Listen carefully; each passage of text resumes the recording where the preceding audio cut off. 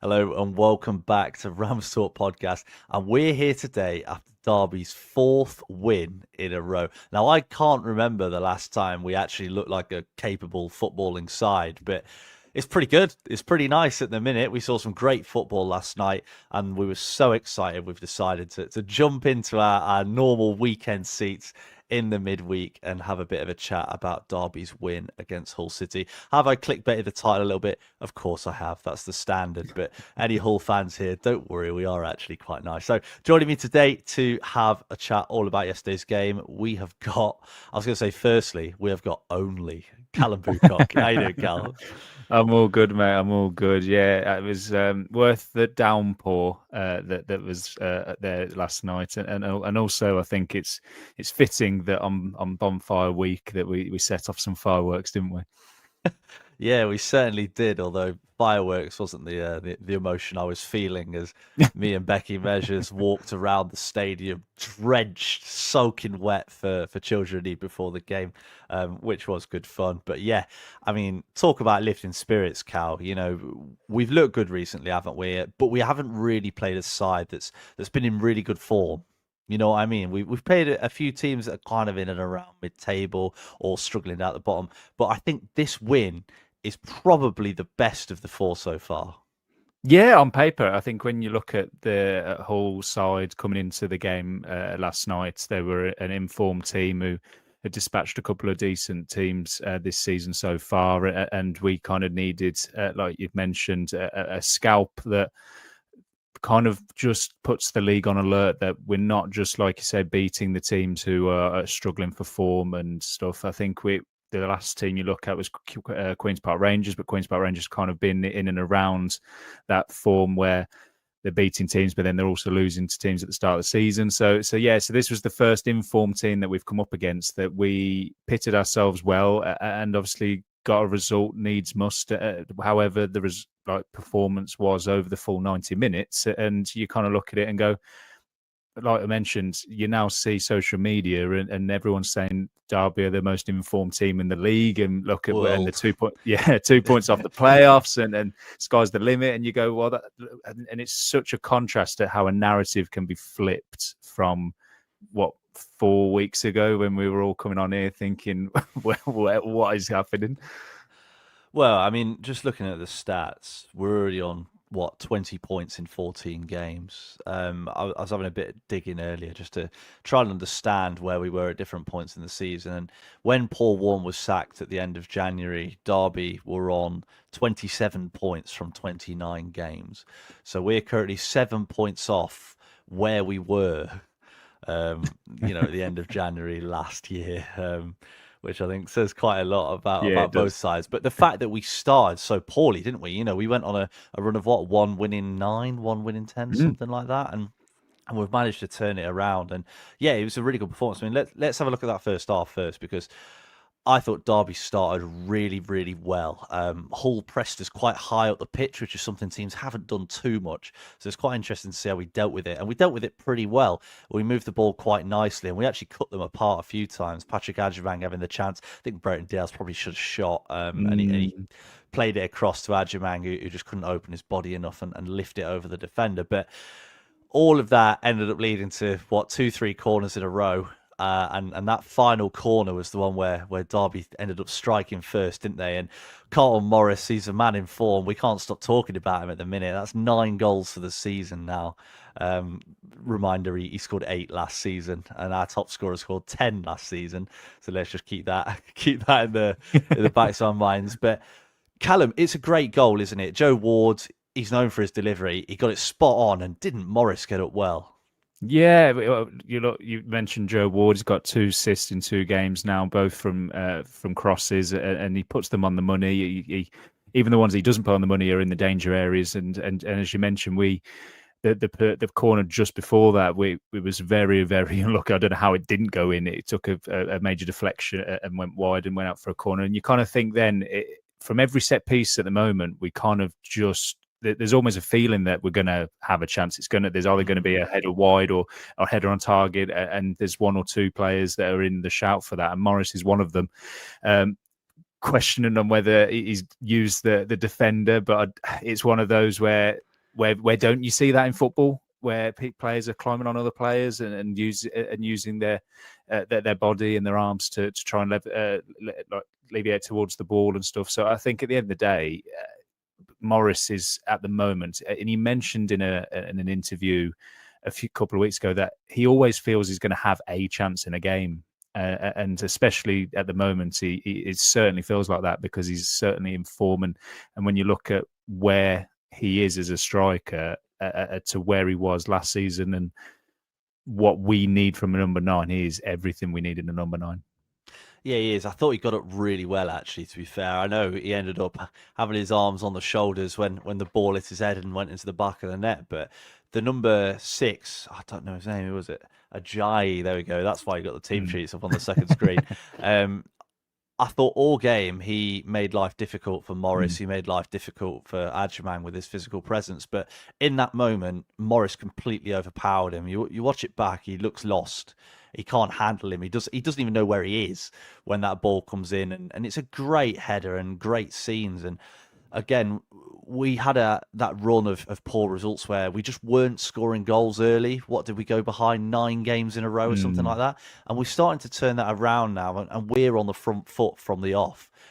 Think back to Oxford, which really was the turning point. I think that horrendous Oxford game, but Derby started so slowly and looked so poor in that first half, and it's the total opposite against Hull, and it was definitely a good watch. It was more interesting, at least. Definitely more interesting. It was, but it's also the second game where we've come up against a team who play a 3 at the back in similar team to us, and we look like we can really compete with that 3 at the back formation and kind of find the pockets of space. I mean, when you look at, I don't know, Bobby Clark, he finds those pockets, and David Ozo, but it feels like the wing backs have so much more freedom when we're going up against a team. I think whenever I'm looking pre-game, if I know that a team are playing a 3 at the back formation, I'm like, we're going to control the game. We're not just going to sit there and kind of soak up the pressure. So it's good to see that we've kind of, like I said, stumbled onto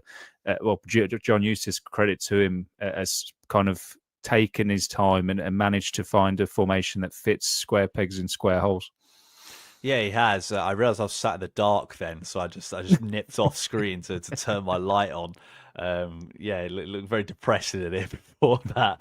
But one of the players I wanted to pick out, and we've talked about him quite a lot recently, but I thought he had a pretty exceptional game, especially in that first half, is Bobby Clark. Now, when Ibu dropped out the side, the whole thing was, he wins the ball, he's the ball winner. Bobby Clark, I lost count of how many times he won the ball back in those positions, and his reading of the game is brilliant. You can tell he's come through a really good academy. He's had a really good upbringing in football terms, and probably being the son of a footballer probably helps as well. But his understanding of the game is excellent, and you just see him. Opposition players don't realise he's there, and he just kind of nips in and wins the ball, and more often than not plays a nice ball off it. How impressed were you with him yesterday? I was, yeah. I mean, I'm surprised to see. I mean, you mentioned on Sunday's show after Sheffield about football being quite a good thing. He said he got his rating of 6.8 in last night, and I thought it's quite harsh. I think when you look at what he does in game, and he's very similar to David Ozo in some areas where his passing. And the way he be able to hold the ball up and control the ball under tight pressures at points.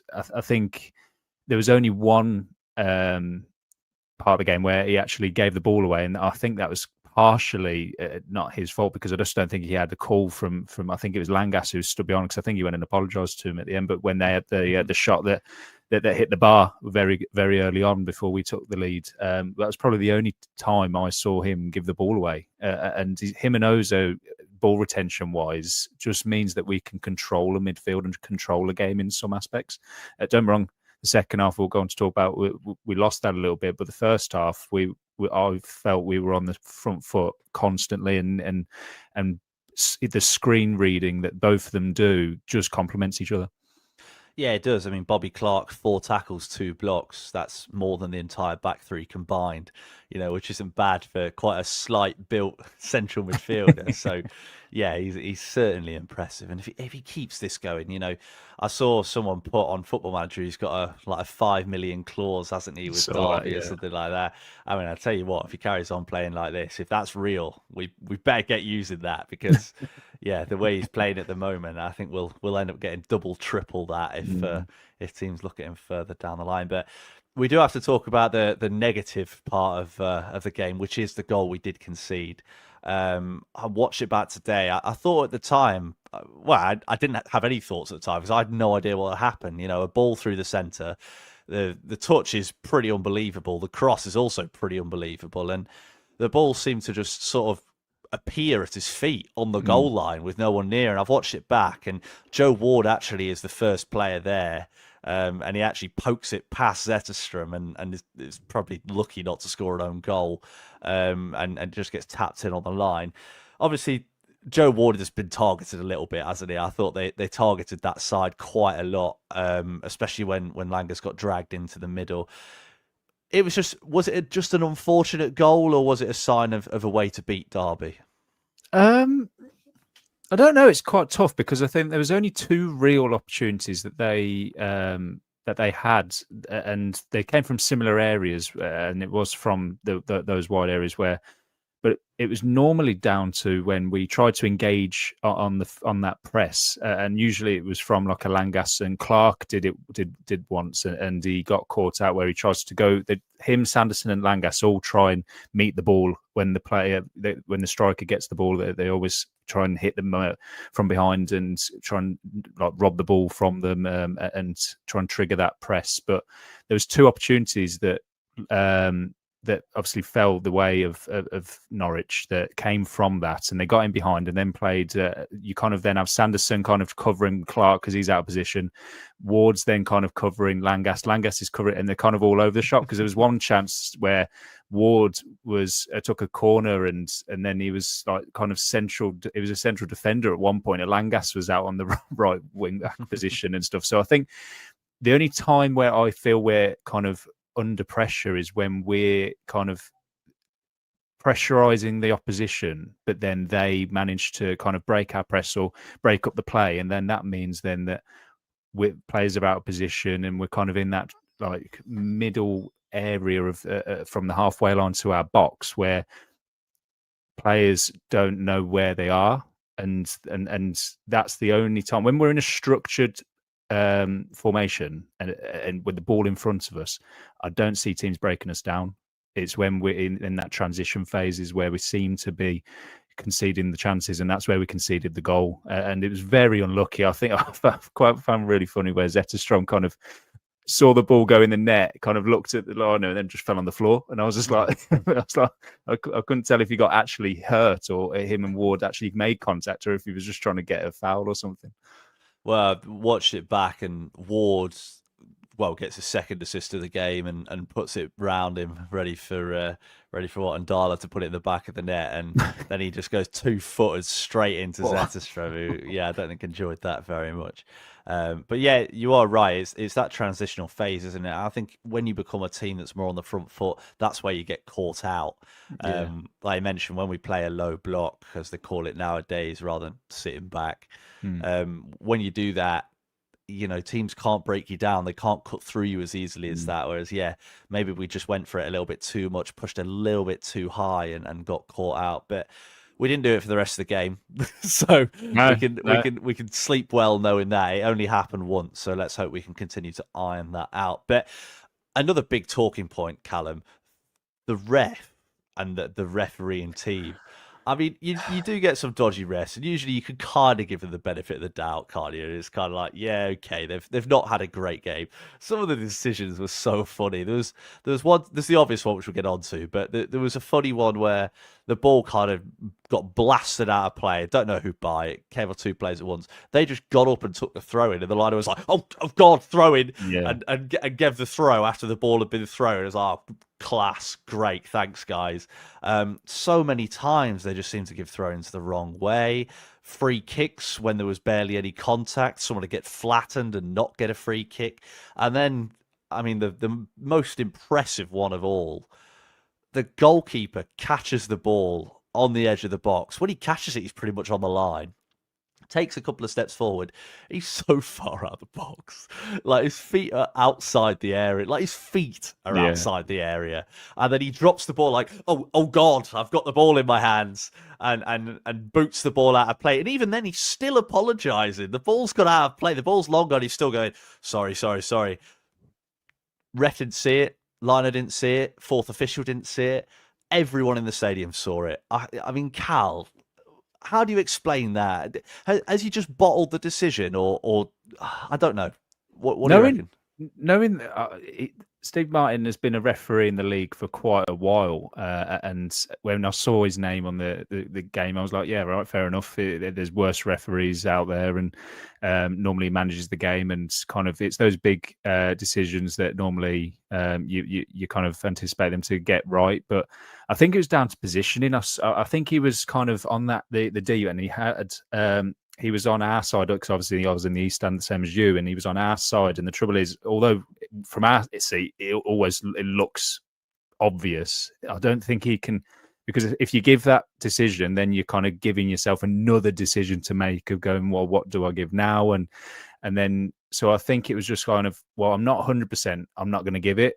But when you look at the fourth officials on that side, and you look at the other linesmen on that side, on the West Stand side, and you kind of go, well, that's where as a team you anticipate them to at least come to a decision that there's four of them. That it's not just all on the referee. But what I found from the entire game is that the linesmen always seem to just wait for the referee to give the decisions. And I felt actually quite bad for him at some stages where it's almost like there's something like the throwing that you stated there, where the linesman's kind of got it in his hand. He's looking at the referee going, you go, well, you're 2 meters away. He's 30 meters away, and then the referees. The one in front of us was the same, like 2 minutes into the game, and you kind of go, well, this is how it's going to be. This is going to be a long game. But I felt it was for both sides. Don't get me wrong, it did seem there was a lot more for Derby, but I think that's just with our Derby glasses on. But I think from both sides, I think from both sides, I think the game just seemed to just go and keep going and keep going. And Eric still said it on Radio Derby that both players did well to kind of keep the kind of emotions in check. There was some stages where you kind of felt, and that was one of them, where a flashpoint like that could get out of hand and the game go a completely different way. So yeah, it was a hard watch because it just keeps the fans aren't then going to look at the actual game and the lads putting in a great performance. They're looking at a referee, which obviously, when you go to a game, I don't pay to watch the referee. No, not many do actually. No. Some do. I'm sure some do. Potentially, but I saw there's a video not long ago of a guy who turned up. I think it was at like a baseball game in America, like dressed as a ref, like supporting the ref, which I thought was quite funny. Maybe there's some of those in the crowd. You never know. You sure that just wasn't a Halloween game or something? No. This is real. Enough. This is. I mean, don't get me wrong. I think it was quite ironic, but still. Thankfully, it didn't matter. It didn't matter in the end. Thankfully, the keeper didn't get sent off because he gifted us a goal, further down the line. I thought he was pretty rubbish, that keeper, to be honest. I mean, the ball comes back, number 6, and the goalkeeper, the ultimate tag team. 6 leaves it. Nah, I don't fancy it. You have it, keeper. Keeper hesitates. Andy Weimann, who obviously had also just come on, along with Salvesen, did so well to close that ball down, forces the keeper into the error. And then Lars-Jürgen Salvesen, he's been out for so long. He's had a few sub appearances. I've always thought he looked pretty dangerous when he's come in, and he takes it really well, doesn't he? He takes it really well. He puts it right in that bottom corner, just lifts it over the defender on the floor. Keeper tried his best to handball it again. And, it's a really good finish. I mean, how happy were you for him? Oh, it's ecstatic, because you kind of look at what he's gone through and what he's going through currently. He signed in the last year's regime as he was the Colton Morris. He was the answer to the number 9 we've been asking for, and he scored and got a disallowed goal against Norwich last season. You kind of think, and he was a real handful. And then that long-term knee injury just meant that he's then starting this season on the back foot, and then we've brought in Adjuman, we've brought in Colton Morris, who's on fire at the moment, and then he's kind of gone from probably being the definitely being first choice number 9 in the last year's squad, to then now being third choice, in terms of the hierarchy. And he gave a real good insight into his mindset in post game with Dom, where he went, I know my role. And for a player to admit that he knows his role and he's just got to support, he seems to have the backing of that entire dressing room. So he must be off the pitch, must be such a good character. And for everyone to kind of go up to him at the end and give their kind of celebrations with him, Zetterstrom ran the length of the pitch and kind of almost jumped on him and stuff. Leapt into his arms. Exactly. But to be fair, there was a nice real shot of Langas, Zetterstrom and him. So it's like the Nordic Vikings, all of them kind of having a good rapport there. But I think, the sheer composure, it could have been so easily just a snapshot and gone over the bar, where you kind of, the ball comes to you and you literally, it's this first touch and you just kind of go, and you kind of put it over the bar, put it wide, and to be able to put it onto his left foot and then be able to just, like I said, just pass it in, because that's all it needed. Was great. But and you mentioned Andy Weimann there, without that tenacity to be able to close that ball down, and that's why John Eustace brought him on, and Salvesen brought him on in that stage, because the number 6 had a couple of shaky passes 5 minutes prior to that, put 2 out of play, and the manager was going mental at him, and the goalkeeper was always a bit. And the biggest thing, the pitch was making the ball stop, and without the rain last night, I don't think the ball would have stopped to kind of give the problem to the defender and the goalkeeper. And like you say, Salvesen then just pounced on it, and without the goalkeeper being on the pitch, we wouldn't have got the goal. So it kind of, like I said, karma, it comes around, doesn't it? So I'm so happy for him, though, because I think that will kind of give him for all the rehab you do, the weeks we've had injuries ourselves just through doing Sunday League football, and you kind of go, well, that's what you kind of, as a professional, that's what you build up to, is being able to score at home in front of the crowd. And you saw the emotion he'd put in when he was going to the North Stand, didn't you?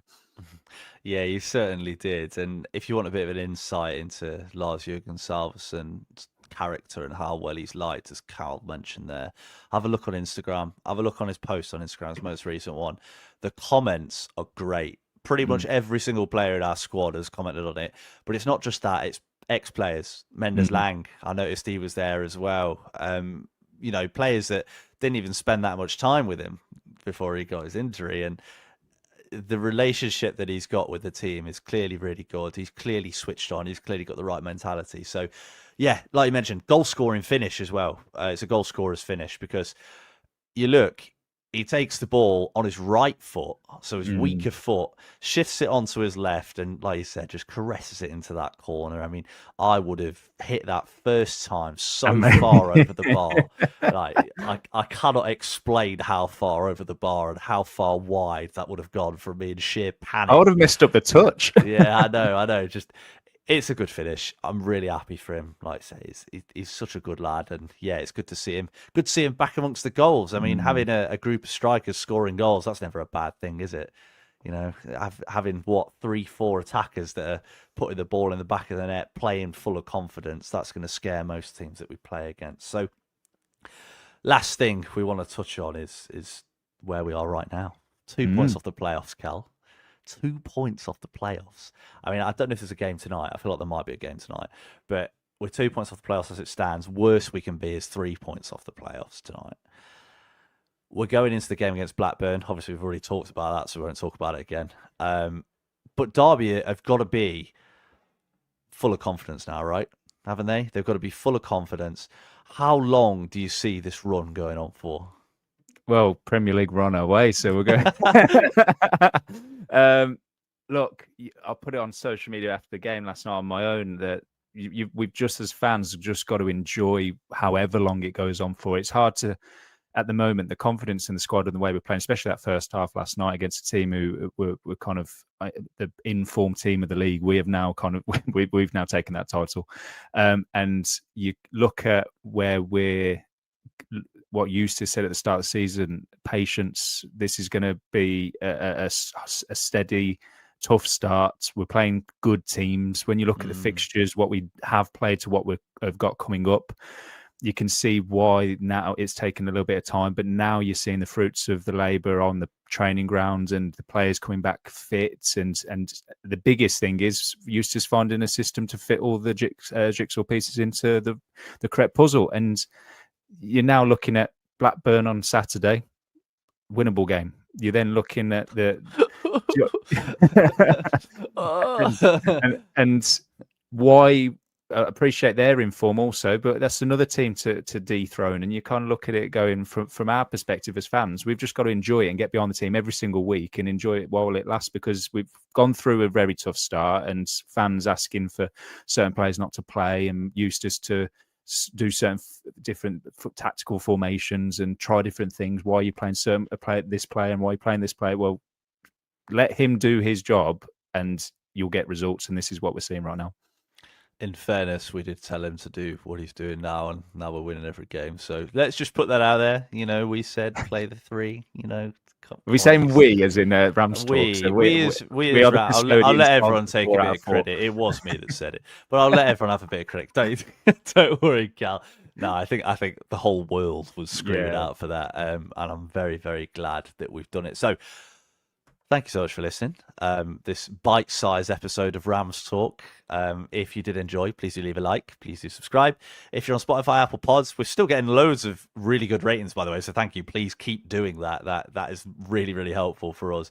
We can see the direct correlation between when people give us a 5-star rating and new people finding the pod, etc. So it really does help us out. So thank you very much for that. If you haven't already, please do donate to children in need. Otherwise, I've got soaked for no reason.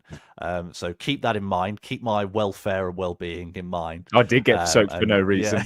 Yeah, you had a reason. You were walking to the game. I was walking in a circle, mate. So, we're for a great cause, though. Great cause. Exactly. And Becky and Dom have put loads of effort in, so please do that. So, yeah, thank you very much. It's been great fun. Maybe we'll do some more of these. If we start losing, maybe not. We'll see. We'll see how we feel.